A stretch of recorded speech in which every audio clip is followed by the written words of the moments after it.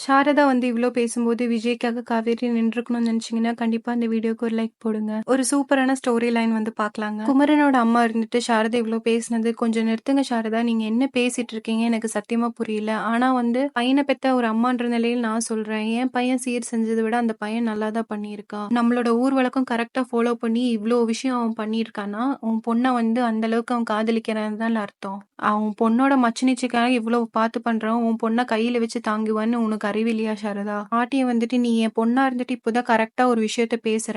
இதுதான் நானும் சாரதாட்ட சொல்றேன். உன் பொண்ணோட வாழ்க்கையில எதுக்கு நீ ஏன் மண்ணள்ளி கொட்டுறன்னு. சாரதா இருந்துட்டு போதும் தேவையில்லாம ஒரு பிரச்சனை உண்டாக்க வேணாம் இந்த ஒரு ஃபங்க்ஷன்லன்னு சொல்லிட்டு கிளம்பி மேல போயிடுறான். எல்லாரும் வந்துட்டு அம்மா அம்மான்னு சொல்லிட்டு மேல போறாங்க. தாத்தா இருந்துட்டு இப்போ உனக்கு சந்தோஷமா விஜய்? இதனால தான் நான் முன்னாடியே சொன்னேன். தேவையில்லாம ஒரு பிரச்சனை உண்டாக்க வேணாம். உங்க மனசளவுல இன்னும் உன்னை மருமகனா ஏத்துக்கல. அதுக்கப்புறம் இதெல்லாம் பண்ணியிருக்கலாம்ல. சரி இப்படி சொல்லி என்ன பிரயோஜனம்? நான் முன்னாடி நீ வரதுக்கு முன்னாடி தான் சாரதாட்ட பேசி கொஞ்சம் கன்வின்ஸ் பண்ணிட்டு இருந்தேன்.